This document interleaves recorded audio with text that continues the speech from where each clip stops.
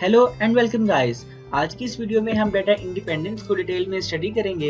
आज के इस लेक्चर को मैंने 3 डिफरेंट पार्ट्स में डिवाइड किया है। सबसे पहले हम बेसिक्स को कवर करेंगे, वो टॉपिक्स जो हमने लास्ट लेक्चर में डिस्कस किए थे, क्योंकि लास्ट लेक्चर वाले टॉपिक्स आज के लेक्चर की बेस हैं, तो हमें उन टॉपिक्स का डिटेल में नॉलेज होना जरूरी है। सेकेंडली हम ये देखेंगे कि डेटा इंडिपेंडेंस की इतनी इंपॉर्टेंस क्यों है और हम इसको किधर अप्लाई करते हैं। थर्ड वन, हम डेटा इंडिपेंडेंस की डेफिनेशंस, एक्सप्लेनेशंस को डिटेल में स्टडी करेंगे with examples. So without wasting any time, let's get started. सबसे पहले हम क्विक ओवरव्यू ले लेते हैं उन टॉपिक्स का जो हमने लास्ट लेक्चर में स्टडी किए थे।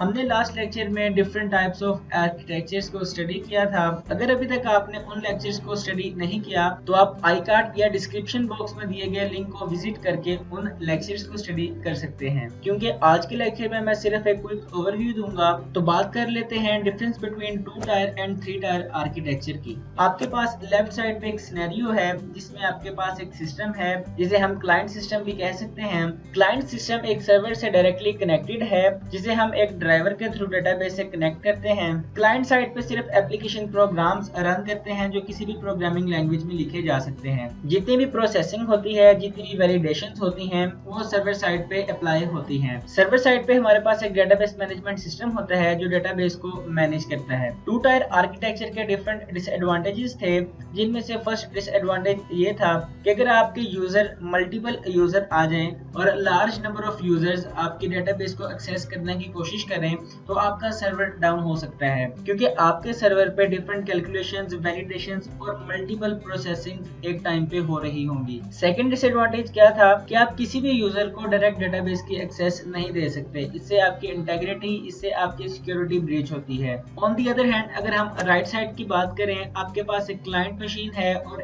एडिशनली इसके अंदर हमने देखा कि हमारे पास एक एप्लीकेशन सर्वर या वेब सर्वर की इंक्लूजन हुई है। आपके पास एक क्लाइंट है, आपके पास एक वेब सर्वर है और एक डेटाबेस सर्वर है। 2 टायर आर्किटेक्चर की तरह ही क्लाइंट पे हमारे पास एप्लीकेशन प्रोग्राम्स रन करेंगे, लेकिन 2 टायर आर्किटेक्चर में जितनी भी कैलकुलेशंस आपके पास सर्वर पे होती थी वो अब वेब सर्वर या एप्लीकेशन सर्वर पे होंगी और डेटाबेस सर्वर में सिर्फ आपका डाटा मैनेज और स्टोर होगा। डाटा इंडिपेंडेंस का कॉन्सेप्ट हमारे पास 3 टायर आर्किटेक्चर पे ही अप्लाई होता है। अब हम ये स्टडी कर लेते हैं कि डाटा इंडिपेंडेंस हमारे लिए इतनी जरूरी क्यों है।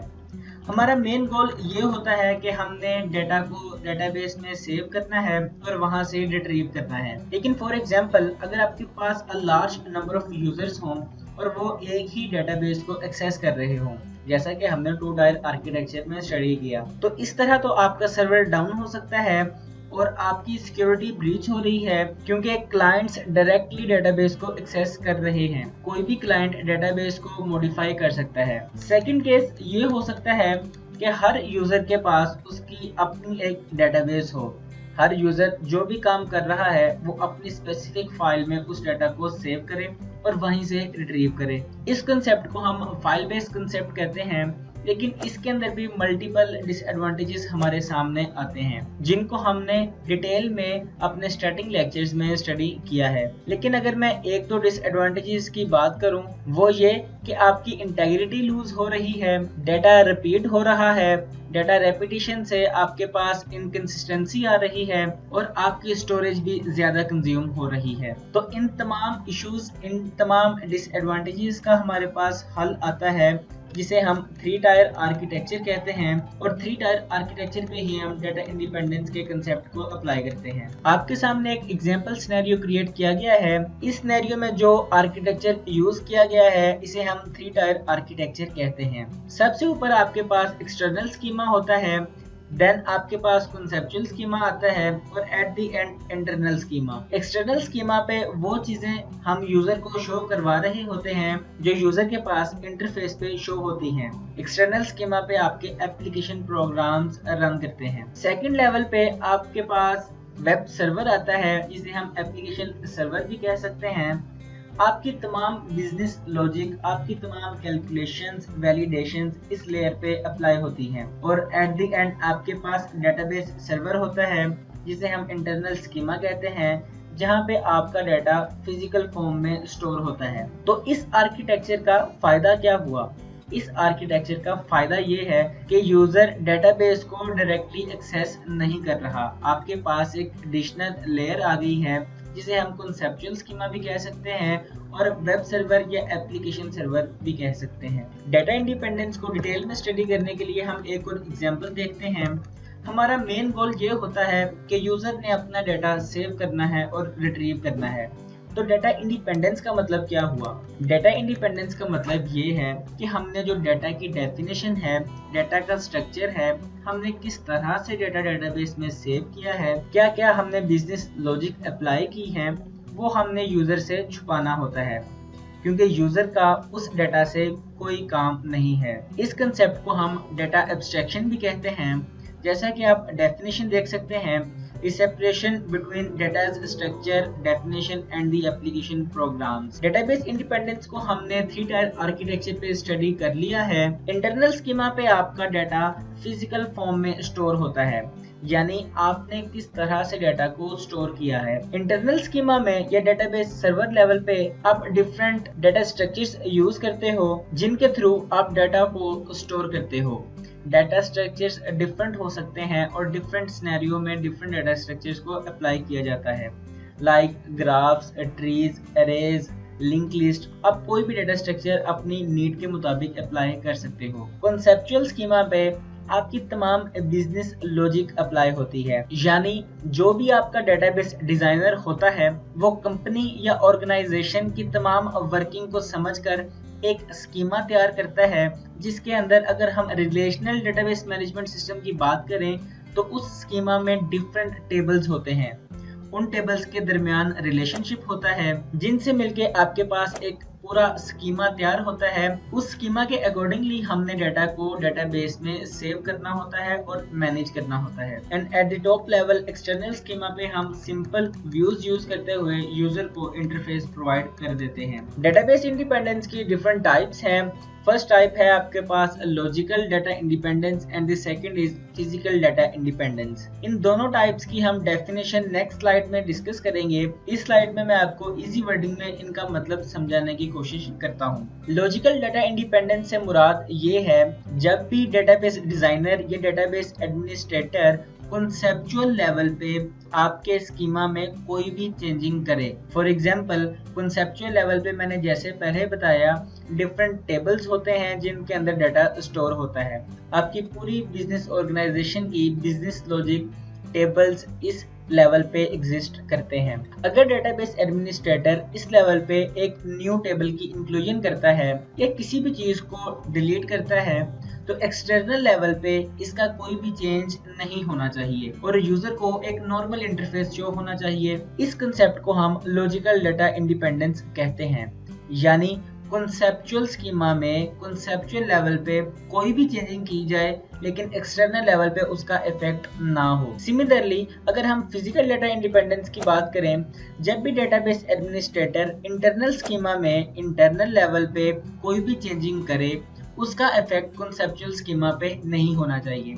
फॉर एग्जांपल आपके पास जो एग्जिस्टिंग डेटाबेस है उसमें आपने डाटा स्ट्रक्चर्स ट्रीज का यूज किया है, लेकिन इन फ्यूचर आपको जरूरत पड़ती है कि आपने ट्रीज से ग्राफ डाटा स्ट्रक्चर्स पे मूव करना है। जब भी डेटाबेस एडमिनिस्ट्रेटर इस लेवल पे डाटा स्ट्रक्चर्स को शिफ्ट करेगा फ्रॉम ट्रीज टू ग्राफ तो कॉन्सेप्चुअल स्कीमा पे इसका कोई भी असर नहीं होना चाहिए। इस कंसेप्ट को हम फिजिकल डाटा इंडिपेंडेंस कहते हैं। अब हम इनकी डेफिनेशन को स्टडी कर लेते हैं।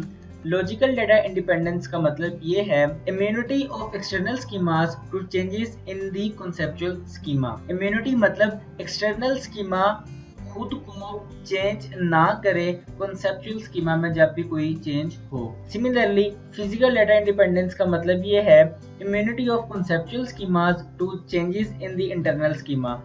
कॉन्सेप्चुअल स्कीमा खुद को रेजिस्ट करे किसी भी चेंजिंग से जब भी इंटरनल स्कीमा में कोई भी चेंज एग्जिस्ट हो। डाटा इंडिपेंडेंस के हम डिफरेंट पॉइंट्स देख लेते हैं।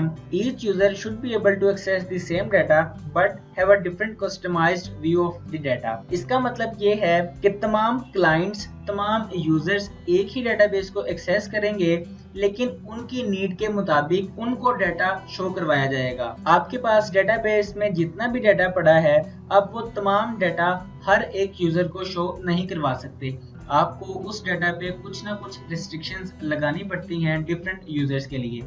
इसकी एग्जांपल हम नेक्स्ट स्लाइड में देखते हैं। Second point, users should not have to deal directly with physical database storage details. इसका मतलब ये है कि यूजर को डायरेक्ट एक्सेस नहीं होनी चाहिए डेटाबेस की, क्योंकि अगर डायरेक्ट एक्सेस होगी तो आपकी सिक्योरिटी ब्रीच हो रही है और कोई भी यूजर किसी भी तरीके की डेटाबेस में चेंजिंग्स कर सकता है। The third point is the DBA should be able to change the database storage structures without affecting the user's view।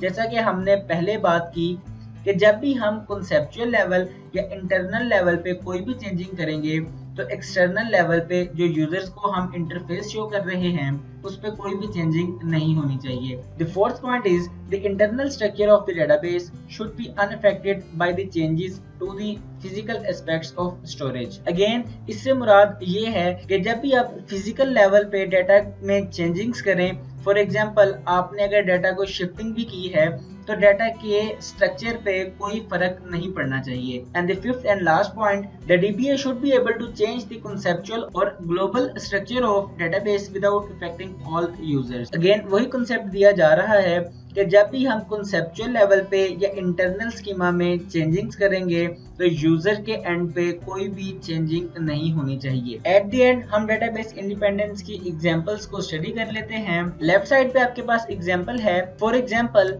एक स्टूडेंट एक स्कूल के डेटाबेस को एक्सेस करता है। डेटाबेस के अंदर डिफरेंट टाइप्स के रिकॉर्ड होते हैं, लेकिन एट दिस टाइम हम ये कंसीडर करते हैं कि डेटाबेस में स्टूडेंट्स और टीचर्स का रिकॉर्ड पड़ा हुआ है। जब स्टूडेंट डेटाबेस को एक्सेस करेगा तो लॉजिकली ये बात सामने आती है कि हमने स्टूडेंट को सिर्फ स्टूडेंट का डाटा शो करवाना है, हम स्टूडेंट को टीचर्स का डाटा नहीं शो करवा सकते। इसलिए हम रिस्ट्रिक्ट कर देते हैं, लिमिटाइज कर देते हैं यूजर का व्यू कि यूजर सिर्फ अपना डाटा ही देख सके। सिमिलरली हमने किसी भी यूजर को डेटाबेस की डायरेक्ट एक्सेस नहीं देनी होती, इसलिए ही हमने एक दरमियान में एक न्यू लेयर का इंक्लूजन किया था जिसको हम कॉन्सेप्चुअल स्कीमा कहते हैं या एप्लीकेशन या वेब सर्वर कहते हैं। होपफुली ये लेक्चर आपके लिए काफी हेल्पफुल होगा।